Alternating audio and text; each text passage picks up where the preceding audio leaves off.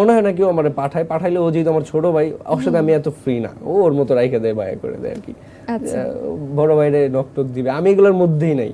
আচ্ছা, তো মেয়েদেরকে পাত্তা দিচ্ছেন না একেবারে? পাত্তা দেওয়ার বিষয় না, আসলে বিষয়টা হচ্ছে যে এই মেয়েদেরকে পাত্তা না দিলে তো আমি বাজারে টিকতে পারবো না, মেয়েরা তো আমার দেখে। কিন্তু বিষয়টা হচ্ছে যে আমি আসলে কতটুকু প্রশ্রয় দিব, কতটুকু অ্যাক্সেস দিব, হ্যাঁ, তো সেটা তো আছেই, সেটা নিয়ে অসুবিধা নাই, যোগাযোগ করে হয়, সেটা ঘটে আর কি, কিন্তু এগুলো এখন বলা যাবে না। আচ্ছা, বলা যাবে না, তাহলে আমরা কথা সুকৌশলে কিংবা অপকৌশলে নানান ভাবে আসলে পাচ্ছি না এই উত্তরটা। আরো কি ভিডিও দেখতে হবে? আরো অনেকদিন স্টক করার পরে কিছু কি জানতে পারবো কোনোদিন?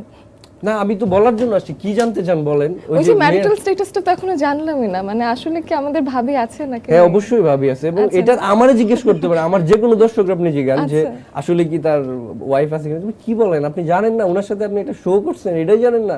সে তো বিয়ে করছে যে, এবং তার শ্বশুর বাড়ি, তার বউ, তার বউয়ের বড় ভাইদের গল্প অহরহ আমরা সবাই জানি, আপনি কেন জানেন না? আপনার দোষারোপ করবে ওরা। আচ্ছা, তাহলে মোটামুটি আমি জেনে গেলাম। আরেকটা বিষয় আছে, সেটা হলো যে এখন সোশ্যাল মিডিয়াতে আপনি ভীষণ অ্যাক্টিভ, সোশ্যাল মিডিয়াতে সময় দিচ্ছেন এবং সেখানকার কন্টেন্ট নিয়ে কাজ করছেন। তো সোশ্যাল মিডিয়াতে এখন আপনার কি মনে হয় কোন পরিবর্তনটা আসলে এখনো প্রয়োজন?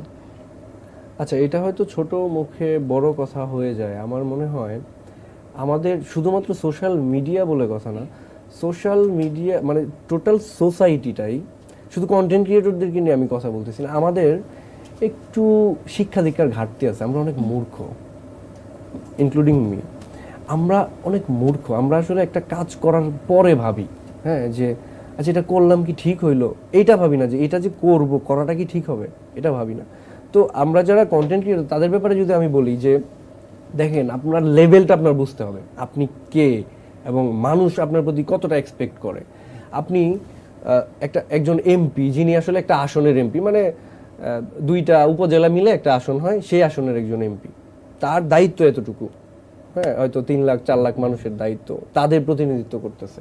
আবার যিনি মন্ত্রী, একটা মন্ত্রণালয় নিয়ে আসে, সাংস্কৃতিক মন্ত্রী, উনি ওই সাংস্কৃতিক মুভমেন্ট যেগুলো হয় বা এগুলো টেক কেয়ার করে।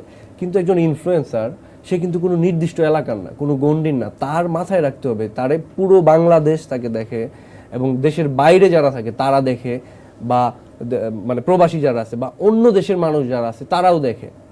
তো সেই জায়গায় আমার খুব বুঝে শুনে চলতে হবে। আমি যদি পলিটিক্স করি, আমি যদি একজন এমপি হই, তাইলে আমার কত কিছু মাথায় রাখতে হবে, যে আমি কি রাস্তা দাঁড়ায় সিগারেটটা খাবো কিনা, হ্যাঁ, আমি কি সোশ্যাল মিডিয়ায় গিয়ে একটা পোস্ট দিব কিনা, এটার কি মিনিং দাঁড়াবে, আমার যে পলিটিক্যাল পার্টি আছে সেটার উপর কোনো প্রভাব পড়বে কিনা, আমার ফিউচারের কেরিয়ারের উপরে প্রভাব পড়বে কিনা। তো একটা এমপি, আমি কিন্তু একজন কন্টেন্ট ক্রিয়েটরের তার থেকে উপরে দিতেছি, তার দায়িত্বের জায়গাটা থেকে, পাওয়ারের কথা বলতেছি না, দায়িত্ব, যে পুরো পৃথিবীর একটা জোনরা আপনারা দেখে। তো সেই জায়গা থেকে আপনার বুঝে শুনে কাজ করতে হবে। এবং আরও বিষয় হচ্ছে, এই পেশাটা আমার কাছে মনে হয় যে এই জায়গায় কনফিডেন্ট থাকা খুব জরুরি, যে আমি অনেস্ট, আমি আমার কথা বলতে পারি। আপনি আমার বিগত দিনের হিস্ট্রি ঘাটেন, আমার জন্মের পর থেকে আপনি কোনোদিন খুঁজে পাবেন না যে অমুক জায়গায় গিয়ে একজন ব্যক্তির সাথে ছবি তুলে আমি নিজের ধন্য মনে করছি, বলছি আমার প্রাণপ্রিয় অভিভাবক। হ্যাঁ, এই জিনিসগুলো ফিউচার আপনার কনফিডেন্স কমায় দেবে, মেরুদণ্ড দুর্বল করে দিবে। হ্যাঁ, বড় বড় জায়গা থেকে ডাক আসেন, ওনার সাথে একটা ছবি তুলেন, ছবি তুলে আপনি যদি সোশ্যাল মিডিয়ায় দেন, মানুষজন হচ্ছে আপনার ব্যাপারে একটু কনসার্ন দেখাবে, যে না, এই লোকটার সাথে তো অমুক অমুক লোকের আছে, যোগাযোগ আছে, তার সাথে তো ভিডিও আছে, ছবি আছে, তাইলে হয়তো ওই পাওয়ারফুল লোকটা আছে, সে হয়তো তার সাথে কানেক্টেড, তার সাথে কিছু বলা যাবে না। তো এই জিনিসগুলো যখন আমরা প্র্যাকটিস করতে থাকবো, তখন আমার মেরুদণ্ড দুর্বল হয়ে যাবে।